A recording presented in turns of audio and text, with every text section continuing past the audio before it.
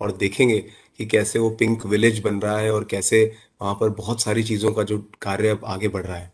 सो बहुत बहुत धन्यवाद। सो इस सेशन को आगे बढ़ाते हुए मैं अनुरोध करूंगा हम सभी के प्रिय दिनेश सर से कि जो विलेजेस के लिए नई अपॉर्चुनिटीज हैं सीएससी की, उनके बारे में हम सभी को संबोधित करें। Sir please. सीएससी का मकसद ही ये था, कॉमन सर्विस सेंटर जब शुरू किया गया तो ये था कि डिजिटल टेक्नोलॉजी को यूज करके समाज में कैसे बदलाव ला सकते हैं। And that is the purpose of common service centre. और वो आज दिखने को मिलता है, हमें आज दिख रहा है कि हम गांव में अगर गांव वालों की सहयोगिता मिले तो कॉमन सर्विस सेंटर का एंटरप्रेन्योर वास्तव में गांव के बच्चों और बच्चियों को और उनकी पूरी सोच को बदलाव में ला सकता है। उनकी इनकम जनरेशन एक्टिविटी बढ़ सकती है और गांव शहर से फर्क नहीं रहेगा, गांव और शहर की दूरी बहुत कम हो जाएगी। वैसे भी मैं आपसे शेयर कर लूं कि बहुत सारी स्टडीज हुई हैं, बहुत सारे लोगों ने रिसर्च करके बताया कि गांव के बच्चे का जो इंटेलिजेंस लेवल है वो एवरेज इंटेलिजेंस लेवल शहर के बच्चे से कम नहीं है। स्टैटिस्टिकली सिग्निफिकेंट कोई डिफरेंस नहीं। मतलब गांव के बच्चे भी उतने इंटेलिजेंट हैं जितना शहर का बच्चा। सिर्फ परिवेश नहीं मिलता है, that is the only difference. अगर हम उसको परिवेश दे दें या शुरू में माँ बाप थोड़ा ध्यान नहीं रख पाते हैं, सपोर्ट नहीं कर पाते हैं, इसलिए वो बच्चा खिल नहीं पाता है। इसलिए आपने देखा हो कि गांव के बच्चे थोड़े ज्यादा उम्र के होकर के compete करते हैं and they do extremely well, बहुत अच्छा करते हैं। आजकल तो सिविल सर्विस के एग्जाम्स में ज्यादातर बच्चे गांव से आते हैं। वो थोड़ा उम्र की वजह से बड़े होते हैं but I think they do phenomenally well. तो ये तो हमारे मन में पहले हो जाना चाहिए कि गांव में लेवल ऑफ इंटेलिजेंस उतना ही। और इसी तरह जो गांव में अनएजुकेटेड लोग भी हैं उनकी इंटेलिजेंस लेवल भी इक्वल है। ये जरूरी नहीं है कि पढ़ाई के साथ इंटेलिजेंस लेवल बढ़ता है। हमने तो बहुत सारे लोगों को देखा है, बादल को देख के बता देता है कि बारिश होगी या नहीं होगी, शायद मेट्रोलॉजी वाला नहीं बता पाएगा। चिड़िया को देख के आवाज सुन करके बता देता है चिड़िया का नाम क्या है, शायद जोलॉजिस्ट नहीं बता पाएगा।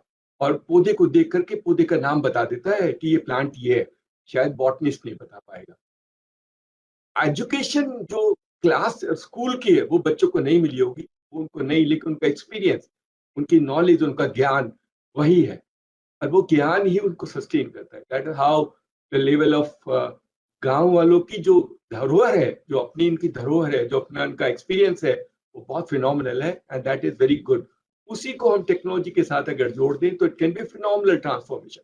बहुत बदल सकता है गांव। और गांव के बदलाव की ये जो अब जर्नी शुरू हुई है टेक्नोलॉजी के माध्यम से, वैसे ही हम लोग बहुत सारे काम कर रहे हैं। जैसे कि बताया, सुभाष ने बताया कि हम लोग बच्चों के एजुकेशन के लिए हम लोग चाहते हैं कि जो बच्चे पढ़ नहीं पाए या पढ़ नहीं सकते या किसी कारण वीक हैं या फेल हो जाते हैं उनको भी सपोर्ट करने। उनको ट्रेडिशनल सिस्टम से सपोर्ट नहीं मिलता है।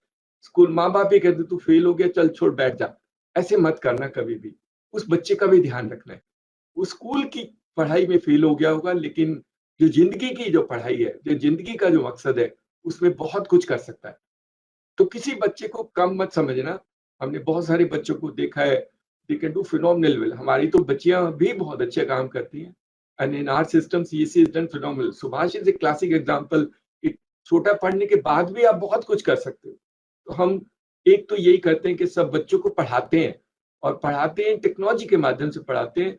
गांव और शहर का दूरी दूर कर सकते हैं। तो आज अगर गांव में कोई आर्टिफिशियल इंटेलिजेंस, डेटा एनालिटिक्स और मशीन लर्निंग सीखना चाहता है तो एक भी बच्चा सीखना चाहता है हम सिखा सकते हैं। उसको परेशानी की जरूरत है। आईआईटी मुंबई का कोर्स करना चाहता है वो भी करा सकते हैं। तो हमारे पास एजुकेशन में सहारा है, क्योंकि हमने सोचा था कि गांव में एक या दो बच्चे भी होंगे तो उनको भी हम अवेलेबल कर देंगे, क्योंकि शायद सबको आईआईटी मुंबई के कोर्स ना मिले, लेकिन वो बैठ करके शायद गांव में वो कोर्स कर सकते हैं। तो पढ़ाई के लिए हमारे पास सब कुछ है and that is the objective of doing that part of them. आज जो 25 प्रधान जुड़े हैं हमारे साथ, उन सबसे हाथ जोड़ के ये रिक्वेस्ट होगा कि आप भी सैमी और इन दोनों गांव का देख लीजिए। और आप भी अगर करना चाहें तो हम आपके साथ मिलकर के हम पूरी डिजिटल, जैसे कहा डिजिटल, पूरा डिजिटल डिस्ट्रिक्ट बना सकते हैं। डिजिटल डिस्ट्रिक्ट बनाने में हर गांव को डिजिटली कनेक्ट कर देंगे और एक मोबिलिटी बढ़ाते हैं हम, ई मोबिलिटी जिसको बोलते हैं। क्योंकि गांव और शहर में एक ज्यादा अंतर ये होता है कि शहर के लोग जल्दी जल्दी चले जाते हैं, आज गए वहां से वापस आए। गांव का आदमी बेचारा बस की इंतजार करता है कि एक दिन में एक बस आएगी तब जाएगा। अगर हम उसकी मोबिलिटी बढ़ा दें तो फिर वो शहर नहीं जाएगा। अगर वो हर छोटी छोटी गाड़ी लेकर के या मोटर बाइक लेकर के चला जाए। हमने तो खुद देखा है, वो लड़की बेचारी पहाड़ से पढ़ने नहीं जाती थी क्योंकि वहाँ रास्ता नहीं था अलवर के पास, जब मैं उस गांव में गया। तो अगर हम उनको छोटी बाइक दे दें, बिजली वाली इलेक्ट्रिक बाइक, बाइक को रेंट दे दें, गांव में आप 10 बाइक रख लीजिए और जिसको लेके जाना है वो लेके चला जाएगा और स्कूल से वापस आ जाएगा। तो बच्चों को आने जाने में, बच्चों को आने जाने में सहूलियत मिलेगी। या किसी को अस्पताल जाना है, या किसी को अपना काम करना है, किसी को व्यवसाय के लिए कुछ करना है, मोबिलिटी को एनहांस करने के लिए बहुत जरूरी है कि हम हर गांव में एक ई मोबिलिटी सेंटर लगाएं, इलेक्ट्रिक बाइक सिस्टम लगाएं। तो चार्जर भी होगा, वहां रहने के लिए जरूरत भी बढ़ जाएगी।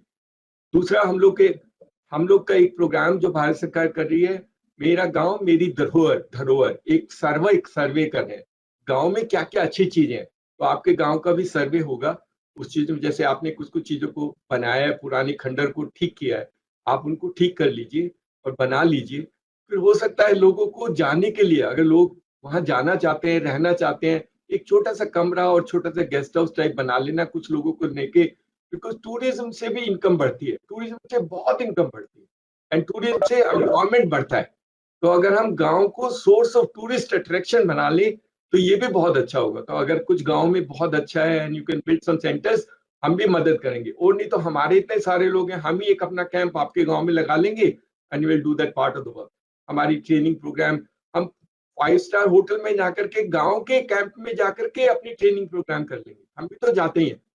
But why should we go to 5 star? Why can go to the village and do that part of the work? School के बच्चों को दिखा सकते हैं। But tourism can create huge employment and economic active for the villages. तो आप लोग कोशिश करना, अगर हमारी मदद चाहते हैं तो हम कोशिश करके आपकी मदद कर देंगे। और महिलाओं के लिए जो टेलरिंग सेंटर्स हैं वो बहुत अच्छे हैं, एम्ब्रॉयडरी है, टेलरिंग है, और कुछ न्यू एक्टिविटीज हैं जो करना चाहते हैं, हम उनकी भी मदद करके कर सकते हैं। और तीसरा था किसान के लिए, सब कुछ किसान के लिए जो करना है, चाहे उसको seed, fertiliser, soil testing, equipment leasing, loan, Kisan credit card, tele consultation for agriculture, या अपनी प्रोड्यूस को सेल और स्टोर करना, ये वाला काम कंप्रिहेंसिवली हम हर गांव में कर सकते हैं। तो हम किसान की इनकम बढ़ाएंगे और किसान की मदद भी करेंगे। तो बच्चों का, महिलाओं का, किसान का, ये सारा काम अगर हम, यही सीएससी का पर्पज है। और अगर आप सब चाहें और थोड़ी सी मदद करें हमारी वेली के माध्यम से, तो आज 25 के 25 गांव में हम शुरू कर सकते हैं। 25 में एजुकेशन लैब से शुरू करेंगे, कंप्यूटर लैब से कुछ मदद हम करेंगे, कुछ आप भामाशाह ढूंढ लेना, कुछ मदद वो करेंगे। और राजस्थान इसलिए भी यूनिक है कि Rajasthan is the only state in the country जहां लोग बाहर से जाकर के पैसा भेजते हैं। बहुत सारे स्कूलों में बहुत सारे लोगों ने पैसा दिया है। कैलकाटा, हम भी अगर आप चाहोगे तो आपके साथ जाके कैलकाटा में जो मारवाड़ी है उनसे पैसा इकट्ठा करके आपके गांव के लिए वापस ले आएंगे। That is possibility. हम ले जाएंगे आपको, उनके साथ बात कराएंगे कि वो पैसा यूज होगा गांव के उत्थान के लिए। That is how it is possible. तो जहां भी आप कहेंगे, आप दिल्ली में कुछ ऑर्गेनाइज करना चाहते हैं, अपने मारवाड़ी भाइयों से मिलना चाहते हैं, हम उनको मिला सकते हैं, आपको ले जा सकते हैं, उनसे बता सकते हैं। हम उनका कॉन्फिडेंस क्रिएट करेंगे कि जो पैसा होगा वो प्रॉपरली यूज होगा और गांव के भलाई के लिए होगा। तो बहुत अच्छा लगा, और हमें लगता है कि हम लोग सब मिलकर के आपस में ये एक ऐसा मॉडल बनाएंगे, और ये मॉडल देश के लिए एग्जाम्पल बनेगा, और दूसरी स्टेटों में भी इसको अडॉप्ट करने की कोशिश करेंगे। तो ओमवीर ने बहुत मेहनत की है, Ashish and his team has done very well, और हमारे जितने भी कलीग्स हैं वो सपोर्ट करेंगे। कोई परेशानी होगी तो परेशानी को दूर करने के लिए कुछ पैसा हम भी बाहर से लाते हैं, हमें भी कुछ लोग पैसा देते हैं CSR का, तो कुछ पैसा हम दे देंगे। एक शायद वैन हम दे रहे हैं, मुझे लगता है एक दो वैन हम आपको दे देंगे, तो वैन को आप घुमाना, क्योंकि जो छोटी छोटी जगह है वो आप उसको यूज करके उसको यूटिलाइज कर लेना। और एडवोकेसी, अवेयरनेस, फाइनेंशियल लिटरेसी, ये बहुत सारी चीजें सिखानी है बच्चों और बच्चियों को, ताकि उनको और हमें साइबर सिक्योरिटी का भी थोड़ा सा ध्यान रखना पड़ेगा, क्योंकि हर लोग आजकल यूज करते हैं फेसबुक, व्हाट्सएप, लेकिन बच्चों को समझाना है कि कैसे अपने आप को प्रोटेक्ट करना है from any of the eventuality which can happen through cyber space. तो वो चीजें भी हमें बतानी है और समझानी है। तो हम आपकी मदद करेंगे, आप हमारे साथ मिल करके गांव को बदलने में, गांव के लोगों को डिजिटली एम्पावर करने में मदद कीजिएगा। और आपका शुक्रिया बहुत बहुत। जैसे कोविड ठीक होगा मैं आऊंगा और आपसे जरूर फिजिकली मिलूंगा। Thank you so much. नमस्कार।